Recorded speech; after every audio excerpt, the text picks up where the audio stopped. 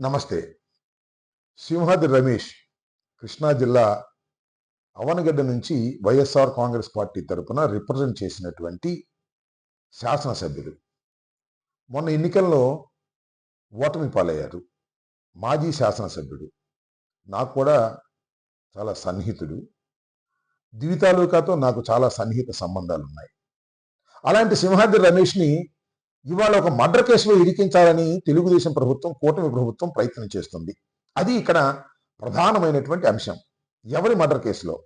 Doctor Srihari Rao అక్కడ ప్రముఖ వైద్యుడు. శ్రీహరిరావు రమేష్కి చాలా సన్నిహితుడు కూడా.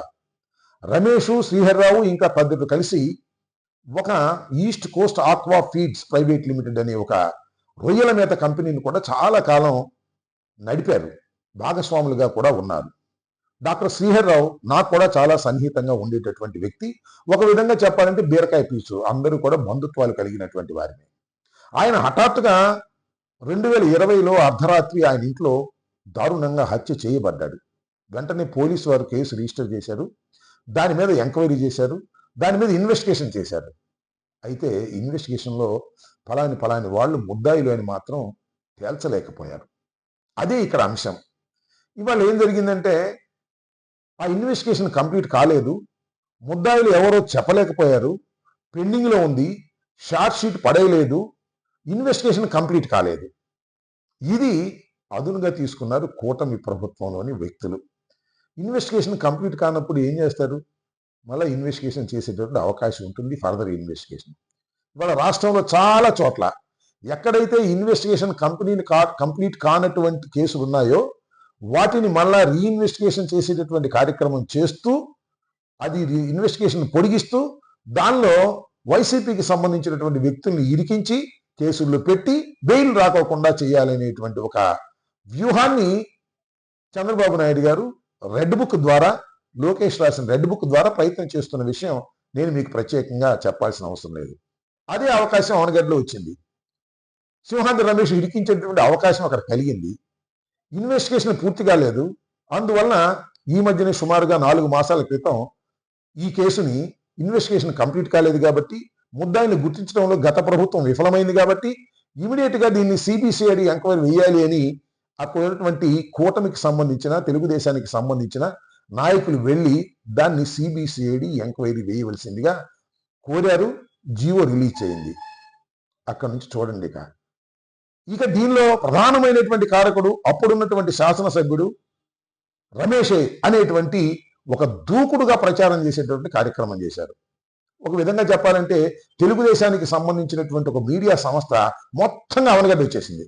అక్కడే కూర్చుని దీనిలో ముద్దాయిలు ఎవరు అంటే చెట్టునడిగినా, పుట్టనడిగినా, పిట్టనడిగినా, ఎవరినడిగినా చెప్తారు అది అప్పటి శాసనసభ్యుడే, ఆయన సన్నిహితుడైనటువంటి నరసింహారావే అనేటువంటి ప్రచారాన్ని విరివిగా చేశారు.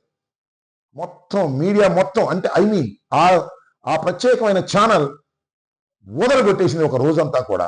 ఓహో, త్వరలోనే ఇక సింహాద్రి రమేష్ మీద కేసు పెట్టేస్తున్నారు, అక్రమంగా అన్యాయంగా ఆయన ఇరికించి లోపల వేసేస్తున్నారు అనేటువంటి ప్రచారం ముమ్మరంగా సాగింది. మళ్ళీ ఎందుకు డౌన్ అయింది.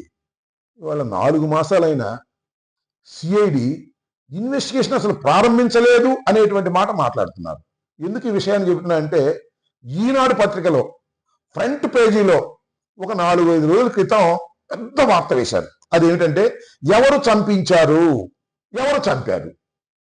కొంత కథంతా క్షుణ్ణంగా చదివితే ఇది కూడా ఆ రోజున ఒక ప్రముఖ టీవీ ఛానల్ వచ్చి ఊదరగొట్టినటువంటి పాత విషయాన్నే మళ్ళా కొత్తగా రాసి దీనిలో అప్పటి శాసనసభ్యుడు సింహాద్రి రమేష్ మీద వేలు చూపించేటటువంటి కార్యక్రమం చూస్తున్నారు.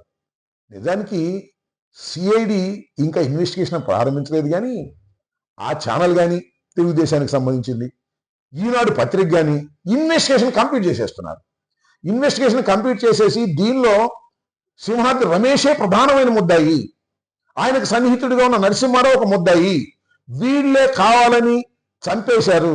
ఒక విధంగా చెప్పాలంటే వివేకానంద రెడ్డి గారి హత్యతో దీన్ని పోల్చి దీన్ని విస్తృతంగా ప్రచారం చేసి చివరికి వారిని ఇరికించాలనేటువంటి ఒక ప్రయత్నానికి ఇవాళ తెలుగుదేశం మీడియా ముందుకొచ్చింది.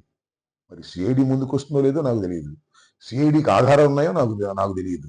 ఇవాళ ఒక వ్యక్తిని, అది కూడా ఒక శాసనసభ్యుడిగా చేసిన వ్యక్తిని అన్యాయంగా అక్రమంగా కేసులో ఇరికించాలి అని చేసేటటువంటి ప్రయత్నాలు తాత్కాలికంగా ఏదైనా సఫలం అవ్వచ్చేమో కానీ దీర్ఘకాలికంలో సఫలమయ్యేటువంటి అవకాశమే లేదు.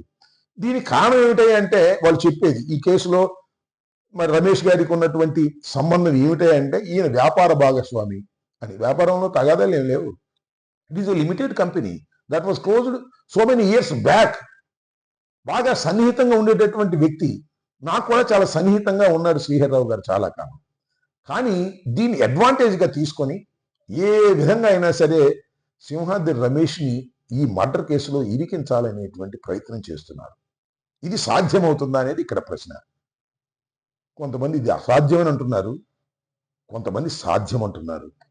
ఎందుకనంటే చెవిరెడ్డి భాస్కర్ రెడ్డి మీద ఫోక్సో కేసు ఆ పిల్ల తండ్రే పెట్టినట్టుగా సృష్టించి దొంగ సంతకం పెట్టి కేసులు పెట్టినటువంటి ఈ పోలీసు యంత్రాంగం రమేష్ని ఇరికించడంలో సఫలం అవుతుందేమోననేటువంటి ఒక ఆందోళన ముఖ్యంగా దివి తాలూకా ప్రజల్లో కలుగుతుంది. నేను ఈ సందర్భంగా చెప్పదలుచుకున్నా, అన్యాయంగా అక్రమంగా ఒక వ్యక్తిని ఒక మర్డర్ కేసులో ఇరికిస్తే దానికి ప్రతిఫలం పోలీసు యంత్రాంగమే కాదు, తెలుగుదేశం పార్టీ కూటమి ప్రభుత్వం కూడా, ఇంక్లూడింగ్ జనసేన కూడా దానికి మూల్యం చెల్లించాల్సినటువంటి అవసరం ఉంటుంది.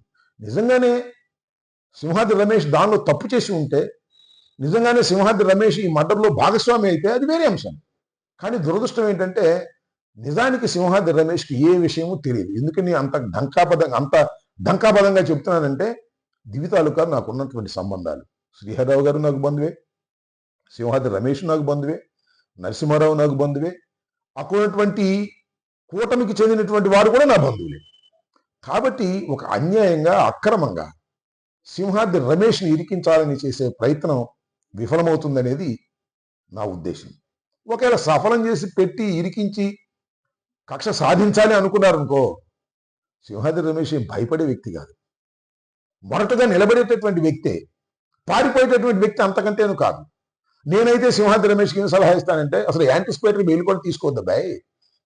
అరెస్ట్ చేస్తే అరెస్ట్ చేసుకోమను, జైల్లో ఉంటావు, బెయిల్ కోసం తర్వాత ప్రయత్నం చేస్తాం. ఒక అన్యాయమైన అక్రమైన కేసులో ఇరికించినప్పుడు వీరత్వంగా పోరాడటమే మన లక్షణం అని నిరూపించు అని సలహా ఇస్తాను. మీరేమంటారో ఒకసారి ఆలోచించండి. ఇలాంటి దుర్మార్గమైనటువంటి కార్యక్రమాలకి కూటమి ప్రభుత్వం తెరలేపింది. వైఎస్ఆర్ కాంగ్రెస్ పార్టీ నాయకుల్ని ఇరికించి వేధించి భయపెట్టాలని చూస్తుంది.